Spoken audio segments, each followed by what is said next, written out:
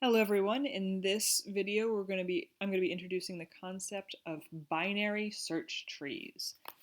Now, these trees are made up of nodes that are very similar to the nodes that we've seen in the past. And so this node that you see on the screen now is the same kind of node that you've seen in the past with the linked lists. So we have the node that might contain all sorts of data, whatever the data is, and then we have a previous pointer, a pointer to the previous item in the list, and a next pointer to the next thing in the list. Doesn't matter what they're pointing to, they're just saying they're over there, that direction, this is the address of that thing. But we don't have to know what it is. Right now it looks like it's null, and it's always initially null, but we don't have to know what those are. Now with a binary search tree, we also have two pointers because binary is 2. But those pointers are going to be, instead of next and prev, we're going to have left, and then we're going that way, and right going this way. So we're going to have a left and a right pointer. Now, I'm saying we're doing binary search trees today. We can have other sorts of trees with many more pointers. So we could have a tree with 100 pointers per node. That's not what we're doing right now, but that is possible for trees.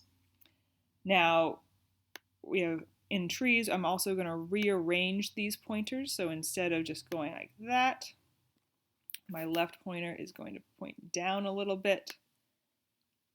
And same thing for my right pointer.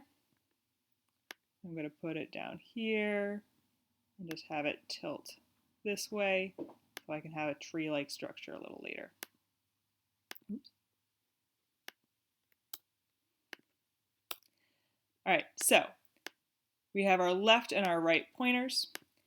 And now this is a sorted set. A binary search tree is a sorted set. So unlike the hash set, which was unsorted, and we never knew which thing came after another thing, a tree has sorting to it. So there's an order to the nodes that come into it.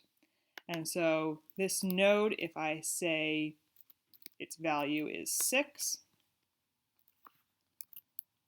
I'll make that a little bigger. So I have a 6 node here, then everything in the tree that's less than 6 is going to go to the left. So everything that's less goes to the left. Everything that's greater goes to the right. So if I create a new node, and then that new node has the value of 4.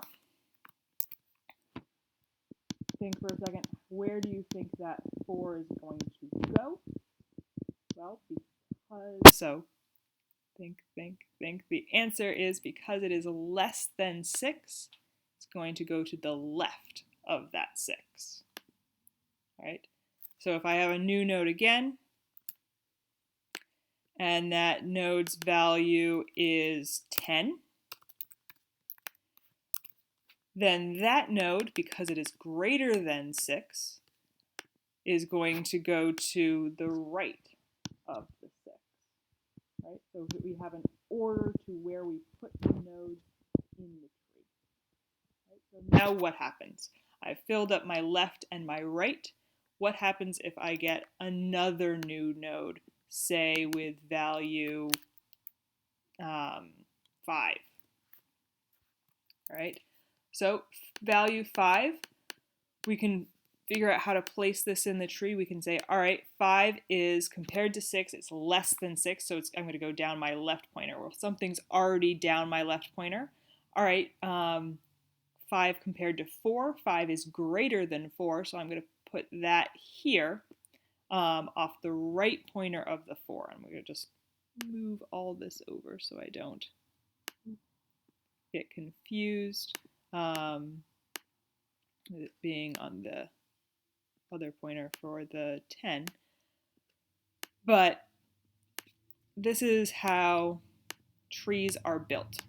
Okay, so we have a little messy sometimes because we are always growing, but when I create a new node, I compare it to the first node here, which is going to be called the root node.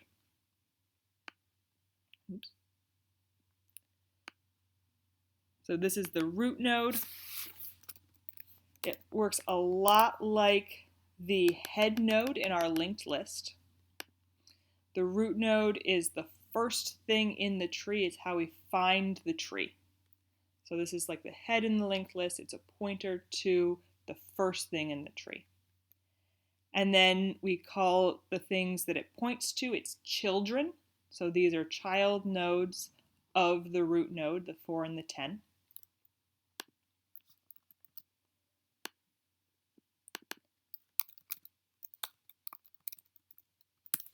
And then the thing, any node in the tree that doesn't have a child node, so any node that doesn't have a child node is called a leaf.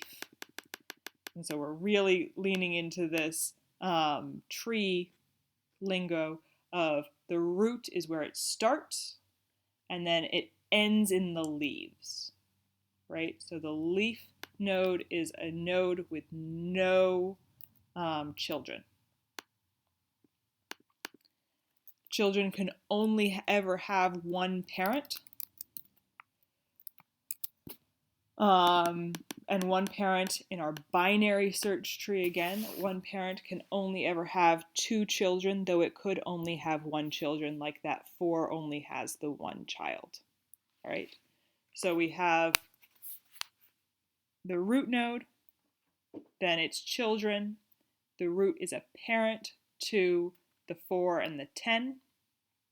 The 4 is a parent to the 5. The 10 doesn't have any children, so it's a leaf. The 5 doesn't have any children, so it is also a leaf, right? So that's general lingo on trees.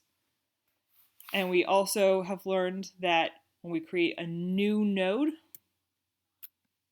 so if I have another node here,